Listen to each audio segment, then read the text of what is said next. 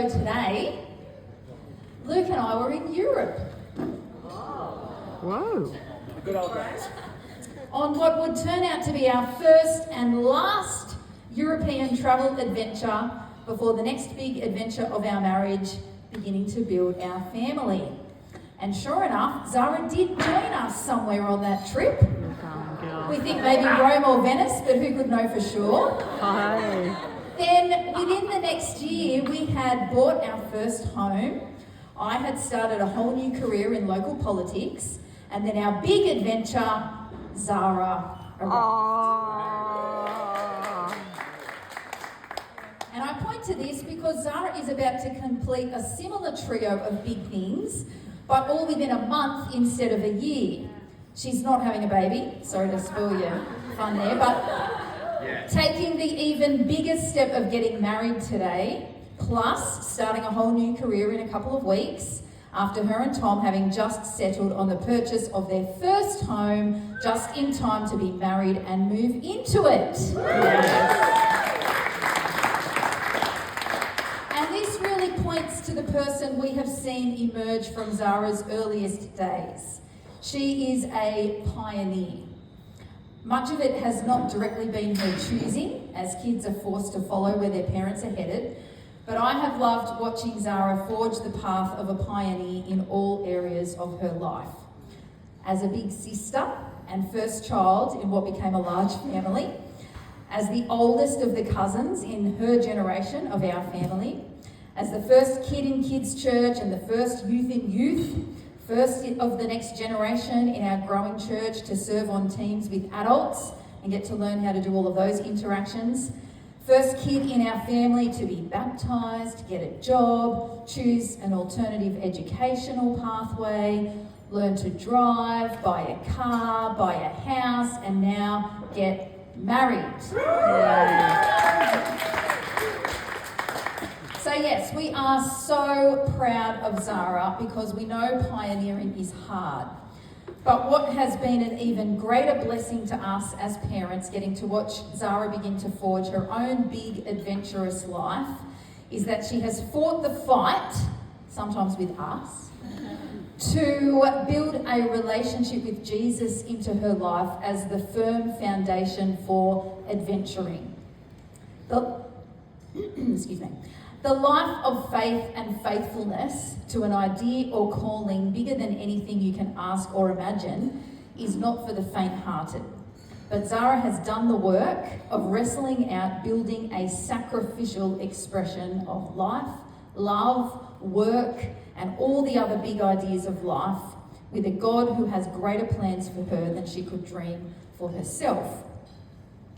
And what we know, Luke and I, as spiritual leaders of faith communities, is that nobody can effectively outwork a life of faithfulness to the Lord on their own. We are designed to flourish in the family of faith. So we are so grateful to all the other people who have played their part in helping Zara become the amazing young woman you see here today, ready to embark on the next big adventure of her life. We are grateful, firstly, to Tom. Yes! For choosing to put Jesus at the centre of his own life and as the first priority of his affection.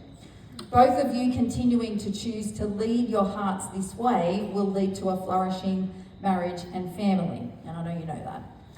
We are so grateful to Jenny and Jason for the intense, challenging and intentional work of parenting children toward the unusual life of living faithful to the Lord in a culture that seeks to distract them towards so many other meaningless things. We're very grateful for your parenting.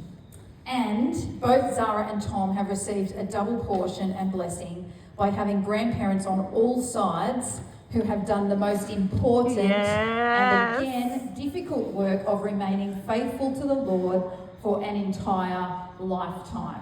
Woo! This is no small thing.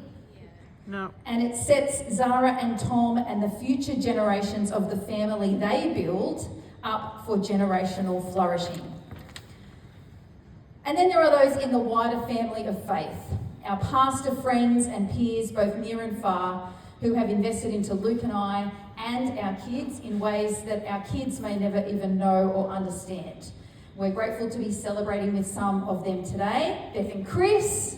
Beth did such an amazing job in your service today. We love you guys. So grateful for your investment into our kids. Shannon and Beck, love you guys.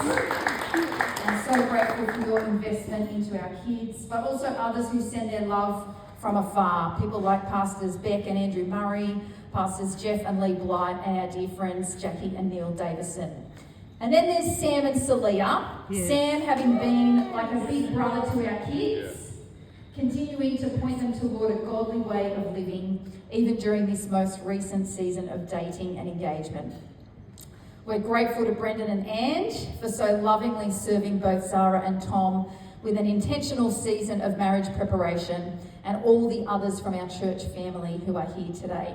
I just want to make an extra special mention to my two sisters, Fran and Lou. I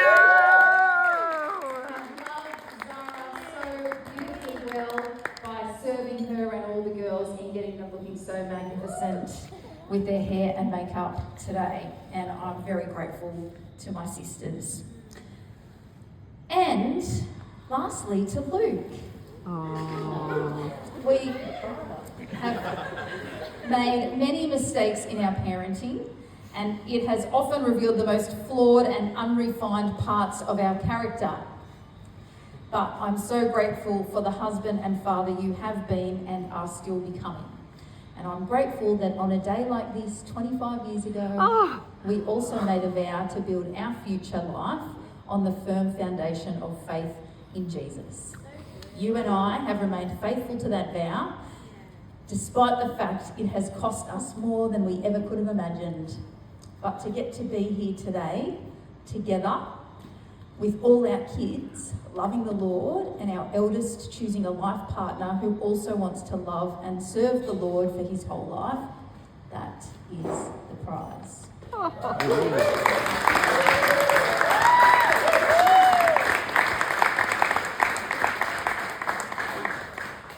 right, thanks, Rachel.